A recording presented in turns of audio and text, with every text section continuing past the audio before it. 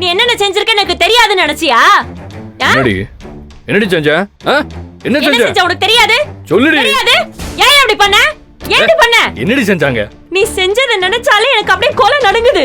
ஏன் அப்படி பண்ண? என்ன பண்ணி வச்சிருக்க? நிறுத்தி. என்ன எதுக்கு பண்ணாத்திட்டு இருக்க? என்ன செஞ்சாங்க இப்போ? பாட்டிகாரி. நீ என்ன பண்ண எனக்கு தெரியாதுன்னு நினைச்சியா? என்ன செஞ்சாங்க? ஏய் நந்தினி இரு. சொல்லுடி. அத சொல்லாத, இத சொல்லு உன் புருஷன்ட்ட. அவங்க அண்ணன் இந்த தாராப்பிள்ளை அள்ளி தூக்கி வீசி தானே கையெழுத்து வாங்கினாரு இந்த அப்பத்தாட்ட. அத சொல்லு. அப்ப அது பாசம் வருதான்னு பாப்போம்.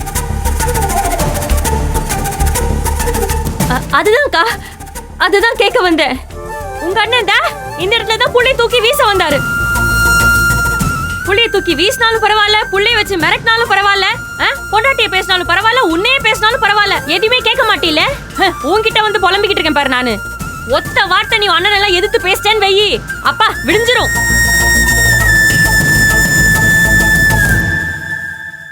யோ, உன் அண்ணன் சொல்ற மாதிரி நீ ஒரு வேட்டை நாய் தாயா. அடிமை, அண்ணன் பைத்தியம் பிடிச்ச அடிமை. அப்பா அம்மா விடுப்பா. அப்பா வார்த்தை பேசுன. வாங்க போலாம் வாங்க. தாரு, எங்க அண்ணனுக்கு எல்லா உரிமையும் இருக்கு. இதை தூக்கி வெளியே போட்டா கூட நான் என்னன்னு கேட்க மாட்டேன். போதுமா?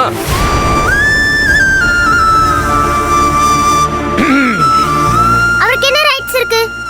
அவருக்கு மட்டும் இல்ல, உங்களுக்கும் என் பெர்மிஷன் இல்லாம தொட ரைட்ஸ் இல்ல. பெர்மிஷன்லாம் நீ சொல்ற? உன்னையா உள்ள மேல எல்லாம் கைய வச்ச இங்க நடக்கிறதே வேற. ஏய் என்ன? அந்த ஜனனி கூட சேர்ந்துக்கிட்டு இவ ரைட் லெஃப்ட்னு பேசிட்டு இருப்பா, பாத்துட்டு பல்லு இழிக்க சொல்றியா? இங்க பார், இந்த வீட்ல இருக்க பிள்ளைங்க பேசுறதுக்கு காரணம் ஜனனி கிடையாது. பின்ன இந்த வீட்ல நீங்க பண்ண அசிங்க கர்மம் எல்லாத்தையும் பார்த்து சீப்பட்டு போய் நொந்து போய் பேசுதுங்க, ஆத்தாமையில பேசுதுங்க. பேசுவாளுங்கடி, பேசுவாளுங்க. தாரு, எல்லாத்துக்கும் முடிவு வெட்டுறேன்னு சொல்லிவிட்டேன். இந்த பட்டு கிழவி ஓடி போயிடுச்சுல்ல, வரட்டும். அதுல இருந்து இந்த நண்டு வரைக்கும் ஒருத்திய விட மாட்டேனா. எல்லாத்துக்கும் ஒரு முடிவு கட்டியே பாத்துக்கலாம். போயா. ஏய், வாய் நீளிச்சும் அவளை கிழிச்சிருவேன். போடி. போயா. ஏய் ஏண்டி? போயா போ. போய் அப்படியே உங்க அண்ணன் கிட்ட கம்ப்ளைண்ட் பண்ணு, ஸ்கூல் போல மாதிரி. அவர் வருவாரு ரிப்போர்ட் கார்டை தூக்கிக்கிட்டு. அப்ப பாத்து. ஆமாடி, மூடி வாயா. எங்களுக்கு தெரியாதா? சீ, விட்ட ஓர பேசிட்டு போறா, வந்து கொண்டு போட்டுருவோம் உன்னை.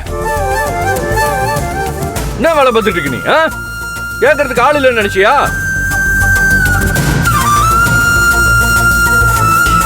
முதுகெலும்பு இல்லாத பயலுக. நம்ம கிட்டதான் இந்த வீரம்லாம்.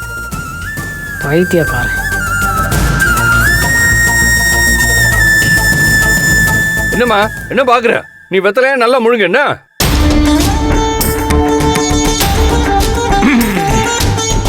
என்னண்ண என்ன பாத்துட்டு இருக்கீங்க? அங்க பேச்ச பாத்தீங்கல்ல, நேத்து என்ன அமைதியா இருக்க சொன்னீங்க? இப்போ அந்த ராங்கி பேசுன பேச்ச கேட்டீங்கல்ல? அமைதியா இருக்கணுமா? அமைதி இல்லண்ணா, இல்லண்ணா, இது சரியா வராது. அவளை முதல்ல வெளியே அனுப்புங்க. பேசுறத அறிவு கட்ட. அவளை மட்டும் இல்லண்ணா, எல்லாரையும் சரி. ஒருத்தி இந்த வீட்டுல இருக்க கூடாது. எல்லாத்தையும் விரட்டி விட்டு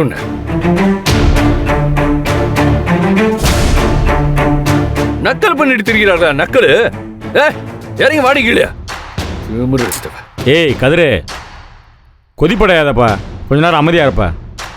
நீ வரல, எல்லாம் கூடி வர நேரத்தில் காரியத்தை கெடுத்து விட்றாத. காரியம் தான் நமக்கு முக்கியம்.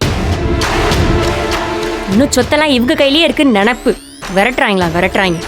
நீ ஏண்டி அவன்கிட்ட போய் வாய கொடுக்குற? இவங்களே ரோட்டுக்கு போக போறாங்க, தெரியாம பேசிக்கிட்டு இருக்காங்க. இப்போ என்ன, அவங்களெல்லாம் அடக்கி வைக்கணும் அதானே? அதெல்லாம் எனக்கு ஒரு பெரிய வேலையே கிடையாது. சொடக்கு போடுற நேரத்தில் எல்லாத்தையும் ஆஃப் பண்ணி உட்கார வச்சிருவேன். அதை செய்யுங்க முத. அதை விட முக்கியம் இந்த கிழவியோட பிரச்சனை சரியாகணும். பிரச்சனை சரியாகி கிழவியோட சொத்து நம்ம கைக்கு வரணும். அதான் முக்கியம். புரியுதா? சும்மா தேவையில்லாதெல்லாம் பேசிட்டு இருக்காத. சண்டை போடுறதா முக்கியம். அது இல்லை, வாழ்க்கை பிரச்சனை மாட்டிருக்க அவட்ட கிளவிட்ட, அதை கைப்பற்றணும். ஏய் ரேணுகா, நந்தினி, கீழே வாங்கம்மா.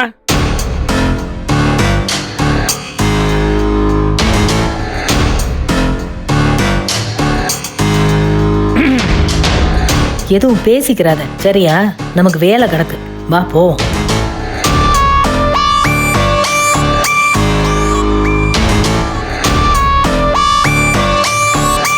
வாங்கம்மா. வந்துட்டீங்களா? வாங்க.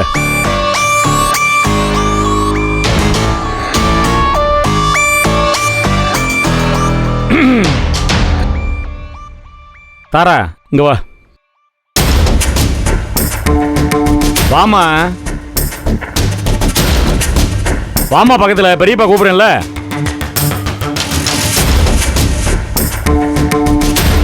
பயமா இருக்கா? பயப்படாத, வா, ஒன்றும் செய்ய மாட்டேன்.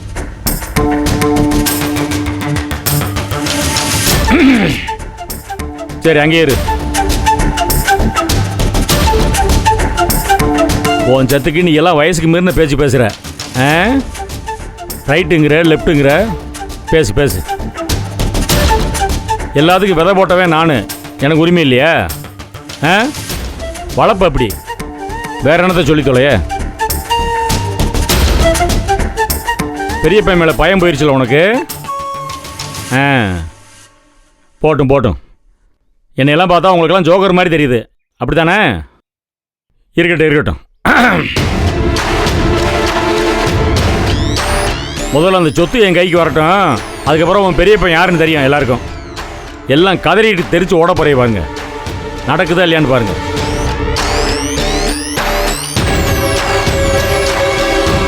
தாரா யாரு?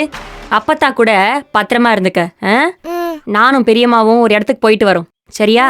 ஏய், துண்டாக்கிடுவேன். எங்கடி எங்க போற? வீட்லயே அதையும் செஞ்சு கிழிக்க வக்கில்ல, எங்க ஓடுற? போத்திட்டு ஓர மண்ணில். யார் யாருக்கு என்ன வக்கு இருக்கு இல்லைன்னு அவங்க மனசாட்சிக்கு தெரியும். எங்களால முடியாமையா தூதுக்கு எங்களை அனுப்புறீங்க ஒரு தடவையும்? ஏய், என்ன யாரு? யாரால முடியல? ஏய் கதிரு, வாடா இங்க வா, இந்த பக்கம்.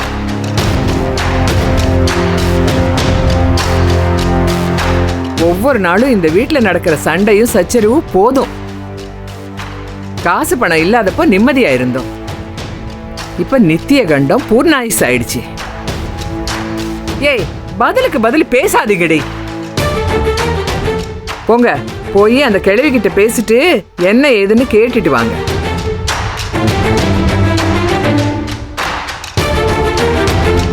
இது பாரு, அது என்ன முடிவுல இருக்குன்னு தெரிஞ்சாகணும்.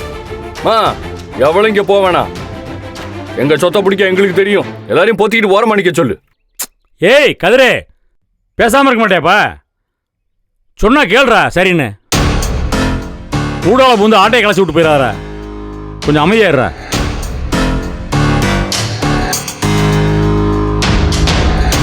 நானே அந்த வெள்ளை மண்டை கிளவி கொடுக்குற குடைச்சல் தாங்க முடியாம பெரிய அவஸ்தையில் உட்காந்துருக்கேன்.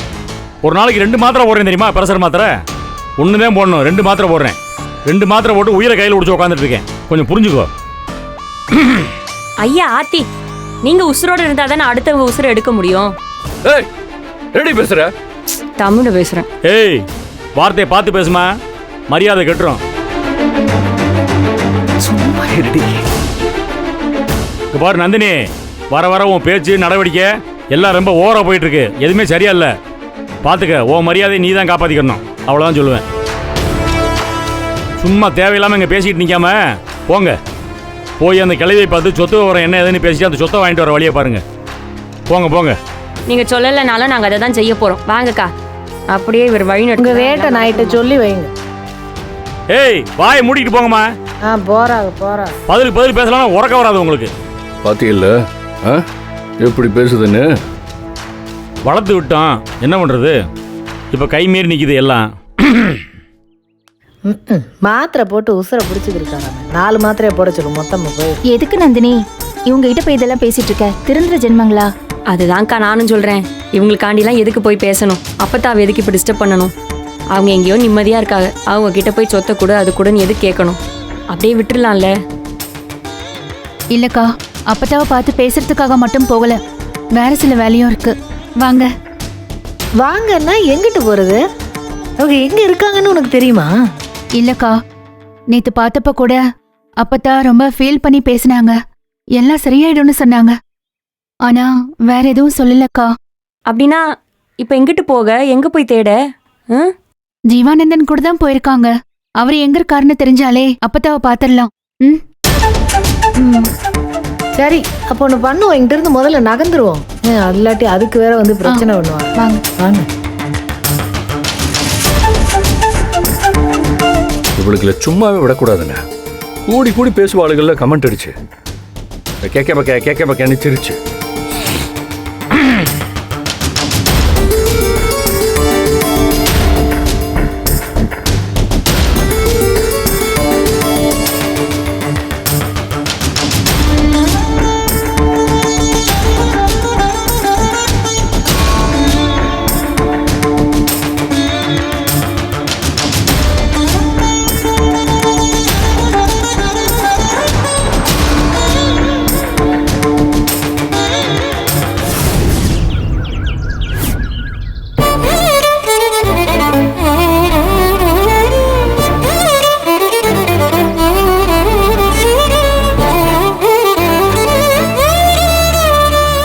ஏன் ஜனனி, நீ தான் அந்த ஜீவானந்தத்தை பார்த்து பேசியிருக்கல, உன்ட்ட அவர் ஃபோன் நம்பர் எதுவும் இல்லையா? அவர் கொடுக்கலையா? இல்லக்கா, அப்படி ஒரு சூழ்நிலையில நம்பர் கேட்டு வாங்கிட்டு வரணும்னு எனக்கு தோணல. அவரும் நம்பர் கொடுக்கல. நம்ம கிட்ட ஏற்கனவே ஒரு நம்பர் இருந்துச்சே, அதில் அடிச்சு பார்க்கலாம்ல. ட்ரை பண்ணிட்டேன்க்கா, அது அன்அவைலபிள்னு வருது. அது அவரோட ஃபோன் இல்ல, கூட இருக்கிறவங்க கிட்ட இருந்து தான் வாங்கி பேசியிருக்காரு. அன்னைக்கு கூட என்ன பாக்குறப்ப நீ ஊருக்கு போய் சேர்ந்ததும் பதில் கிடைக்கும்னு சொன்னாரு. அவரு சொன்ன மாதிரியே பதில் கிடைச்சிருச்சு. அதே மாதிரி ஜட்ஜ் வீட்ல அப்பதான் பார்த்தேன்ல, அவங்க கிட்ட பேசினே தவிர அவர்கிட்ட பேசவே இல்லை. இப்ப நம்ம வேற ஏதாவது வழிதான் யோசிக்கணும்.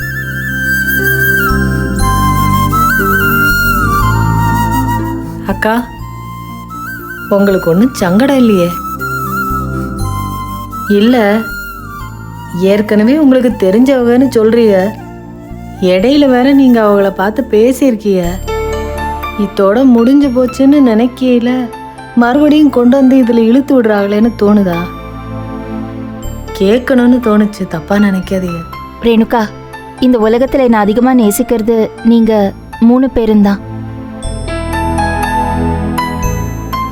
அப்பத்தான் என் மேல தனிப்பட்ட பிரியத்தோட இருக்காங்க. ஆனா இதுவரைக்கும் நான் யாருக்காகவும் எதுவும் செஞ்சதில்லை. என்னை பொறுத்த வரைக்கும் அந்த ஜீவானந்தன் வாழ்க்கையில கடந்து போற ஒரு நபராத்தான் தெரிஞ்சாரு. அப்போ நான் பார்த்த முகம் கூட மறந்து போச்சு. சமீபமா நான் பார்த்த முகம்தான் இப்ப ஞாபகத்துக்கு வருது.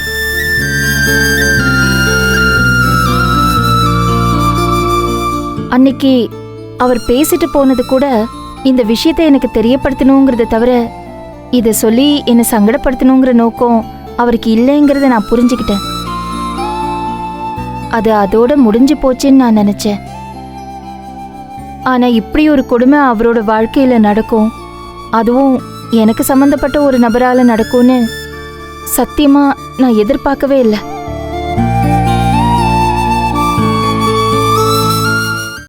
இப்படி ஒரு கொடுமை அவரோட வாழ்க்கையில நடக்கும், அதுவும் எனக்கு சம்பந்தப்பட்ட ஒரு நபரால நடக்கும்னு சத்தியமா நான் எதிர்பார்க்கவே இல்லை.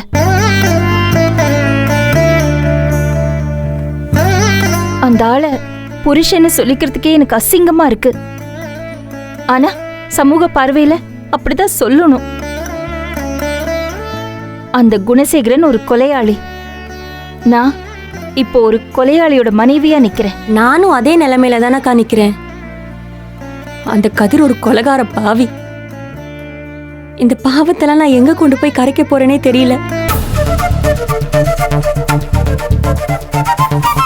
நியாயப்படி பார்த்தா அவங்க எல்லாம் போலீஸ் கிட்ட கொண்டு போய் நிக்க வச்சு அவங்கள தண்டிக்கணும். நாம அதை செய்யாம நாம அவங்கள சுதந்திரமா விட்டுட்டு இருக்கோம். அதை நினைக்கும் போது அப்படியே மனசெல்லாம் கொதிக்குது. அக்கா, நானும் இதே மாதிரி எமோஷனலா மட்டும்தான் யோசிச்சேன்.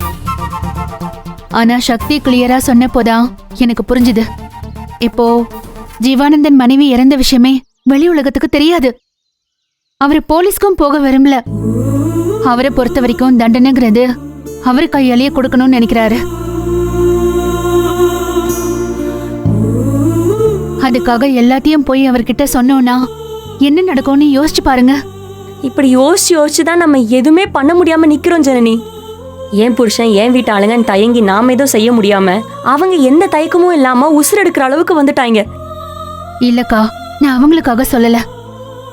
இப்போ நம்ம எமோஷனலா யோசிச்சு ஜீவானந்தன் சார் கிட்ட போய் உண்மையை சொன்னா அதோட கான்சிக்வன்சஸ் என்ன யோசிங்க.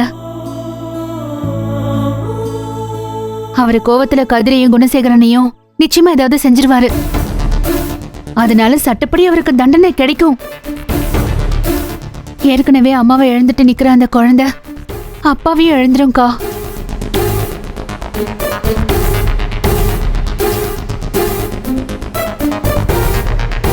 அவசரப்பட வேண்டாம்க்கா, கொஞ்சம் பொறுமையா இருங்க. ஒவ்வொரு தரமும் எனக்கு அவன் மூஞ்சிய பாக்குறப்ப எனக்கு அவன் செஞ்ச கொடுமை தான் ஞாபகத்துக்கு வருது ஜனனி. புரியுதுக்கா, உங்க மன நிலைமை எனக்கு நல்லாவே புரியுது. ஆனா இன்னொரு நல்ல மனுஷனை நம்ம இழந்துடக்கூடாதுன்னு நினைச்சுக்கிட்டு கொஞ்சம் அமைதியா இருங்க.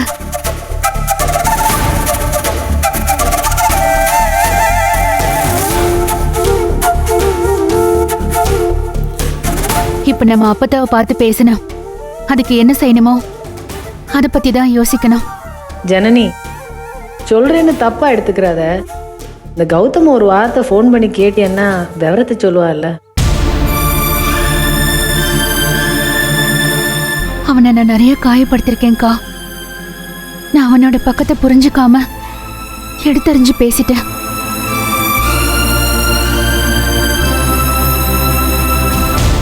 புரியுது ஜனனி. இப்போ நமக்கு ஒரு உதவி தேவைங்கிறப்போ அவன்கிட்ட போய் நிற்கிறதுக்கு கொஞ்சம் சங்கடமாக தான் இருக்கும். நான் பேசுகிறேன்.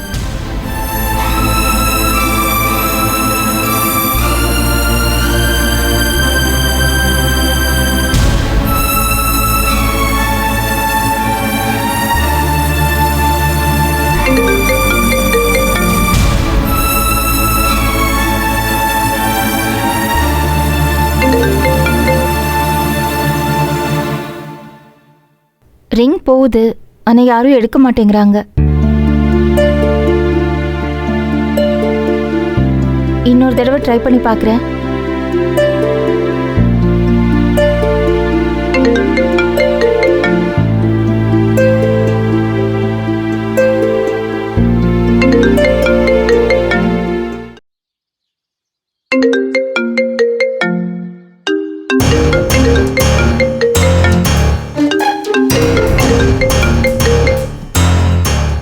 கௌதம் கௌதம் வெளியே போயிருக்காங்க. அக்கான்னு இருந்துச்சு, ஸோ எடுத்தேன். ஃபர்ஹானாவா? நான் ஈஸ்வரி பேசுகிறேம்மா, குணசேகரனோட மனைவி.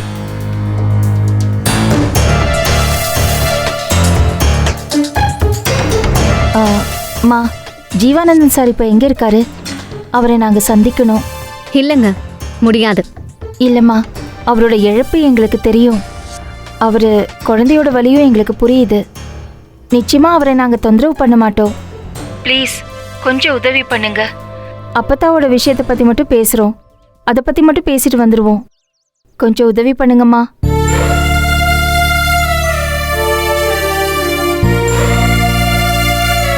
ஊர்ல இருந்து வந்ததுக்கு அப்புறம் எங்களை கூட அவரை சந்திக்க மறந்துட்டாரு. நாங்க தான் அவர் பேச்ச மீறி அவரை போய் மீட் பண்ணோம். எங்களுக்கே அதிர்ச்சியா இருந்தது. எங்களுக்கே இப்பதான் அவருக்கு இந்த மாதிரி ஒரு குடும்பம் இருக்குன்னே தெரிஞ்சது. தோழர் ரொம்ப உடைஞ்சு போயிட்டாரு. ஜனனி அங்க வந்ததை பத்தி சொன்னாரு. நீங்க இவ்வளவு தூரம் கேட்கறதுனால நான் சொல்றேன், தயவு செஞ்சு அவர் சங்கடப்படுற மாதிரி ஒன்றும் பண்ணிடாதீங்க. ஐயோ இல்லைம்மா, நாங்கள் பார்த்துக்குறோம். உங்களுக்கு புரியும் நம்புறேன்.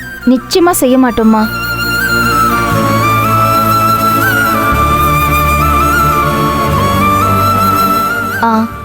ஓகேம்மா. வேற யாருக்கும் இதை சொல்ல வேண்டாம். கண்டிப்பா சொல்ல மாட்டேம்மா. தேங்க்யூ ஃபர்ஹானா. ஓகே.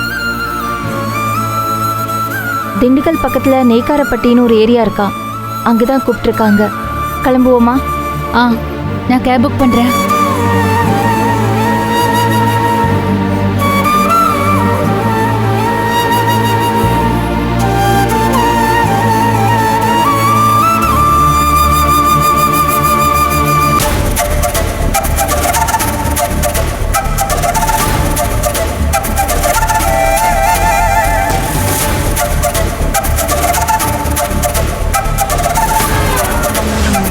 ஏங்கா அப்பத்தா ஜீவானந்தம் வீட்டில் தானே இருக்கணும்? ஜீவானந்தன் சார் கூட தானே அப்பதான் போனாங்க, அங்கதான் இருக்கணும்.